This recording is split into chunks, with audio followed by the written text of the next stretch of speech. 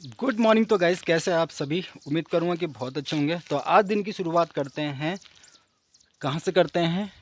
पनकोट गांव से, जो कि दौलागढ़ से 4 किलोमीटर की दूराई पर है।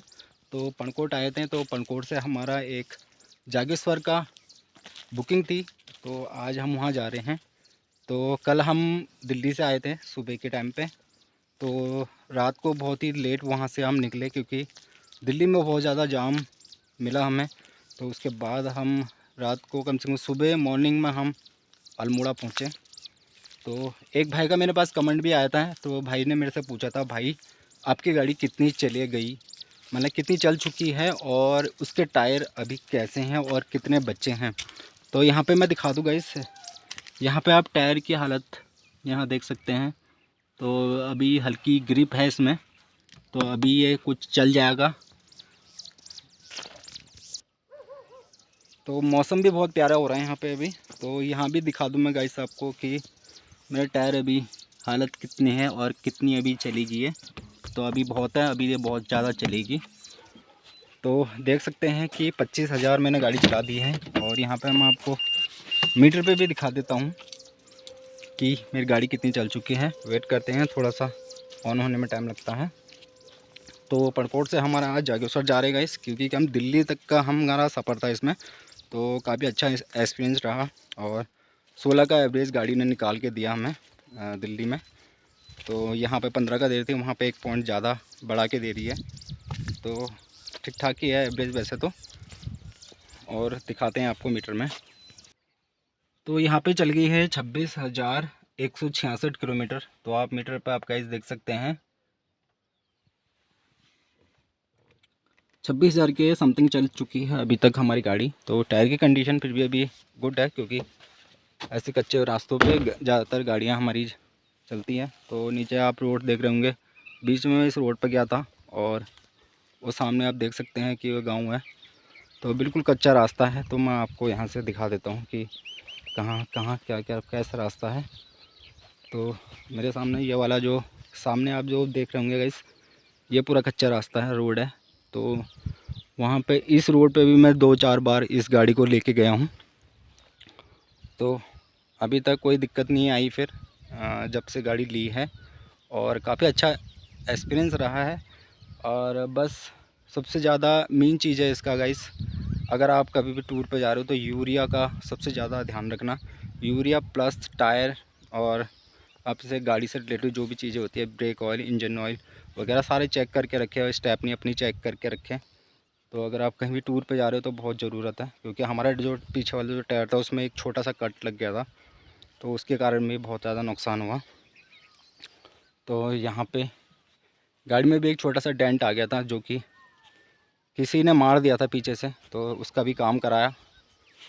तो यही था गाइस कि भाई ने बताया था कि अपने टायर कितने हैं, कितने चल चुकी है। तो आप लोगों के सामने हैं। और ब्रेलो से लेके गाइस कोई भी आपके डाउट हो, कोई भी सवाल हो, तो आप मेरे से पूछ सकते हैं, और मैं कोशिश करूँगा। क्योंकि ये गाड़ी हमारी मैंने तभी ली क्योंकि ये हमें ऑफ रोड भी, कच्चे रास्तों पे भी चला सकते हैं और प्लेन पे भी चल सकते हैं। तो हमने ये गाड़ी लेने का मकसद हमारा यही था, बोलेरो लेने का। क्योंकि हम आर्टिका अगर ले लेते तो आर्टिका हमें खाली टूर के लिए हमें ज़रूरत होती है, क्योंकि हम लोकल में नहीं चल सकते थे।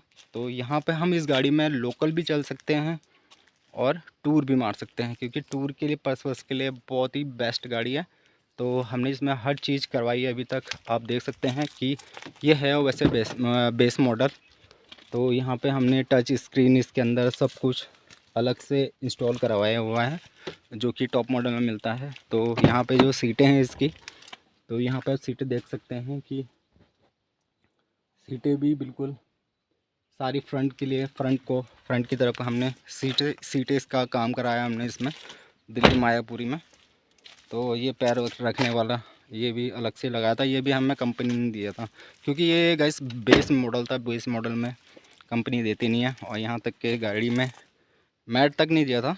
बाकी इंजन से मतलब थार का इंजन मान के चलो कि आप, थार का इंजन इस गाड़ी के अंदर है, 4 सिलेंडर इंजन है इसका। तो एसी भी है इसका, वो बहुत ही ख़तरनाक कह सकते हैं एक तरीके से कूलेंट करता है। तो बहुत सी वीडियो में मैंने देखा था कि बहुत से लोग पूछ रहे थे कि मुझसे कि भाई जो आपकी जो बोलेरो है इसकी जो सबसे बैक्स वाली जो सीट है उसमें एसी कैसे काम करता है। तो अभी तक गाइस मेरा जितना भी एक्सपीरियंस रहा इस गाड़ी के साथ, तो प्लेन पे भी गया इस गाड़ी को लेके, पर लेकिन जो सवारियां जो पीछे बैठी हुई थी, रात को मैंने एसी, जब मैंने दिन में एसी चलाया था इसमें शाम के टाइम में, तो गर्मी लग रही थी तो एसी चलाया मैंने, तो पीछे वाली जो सवारी थी वो भी कहने लगी थी भैया मुझे एसी से थोड़ी सी एलर्जी है, तो आप एसी बंद कर दीजिए इसका। तो मैंने इसका एसी जब बंद किया तो मान सकते हैं कि यार पीछे तक इसकी कूलेंट बहुत अच्छी है। और बाकी कोई भी डाउट हो आपके बोलेरो से लेके, और कोई भी आपके डाउट हो, कोई भी सवाल पूछने हैं तो आप पूछ सकते हैं। सवारी में हमने टैक्सी में मैंने ये इसीलिए ली। और एक भाई का फिर मेरे पास कमेंट आया था, भाई ने मेरे से ये पूछा था कि भाई अगर आपने बोलेरो महिंद्रा ली तो इससे अच्छा आप स्कॉर्पियो ले लेते हैं। तो स्कॉर्पियो वाली फीलिंग है गाड़ी में, जैसे आप मान सकते हो कि गाइस स्कॉर्पियो जैसी स्कॉर्पियो है, स्कॉर्पियो जैसी फीलिंग है इस गाड़ी में। बिल्कुल आप बैठोगे गाड़ी में तो आपको लगेगा कि स्कॉर्पियो के अंदर हो। तो हर चीज़ है जो इसकी स्कॉर्पियो में है वो चीज़ इसमें भी अवेलेबल है। तो स्पेस बात करते हैं, वो स्पेस आपको अच्छा मिल जाता है गाड़ी में।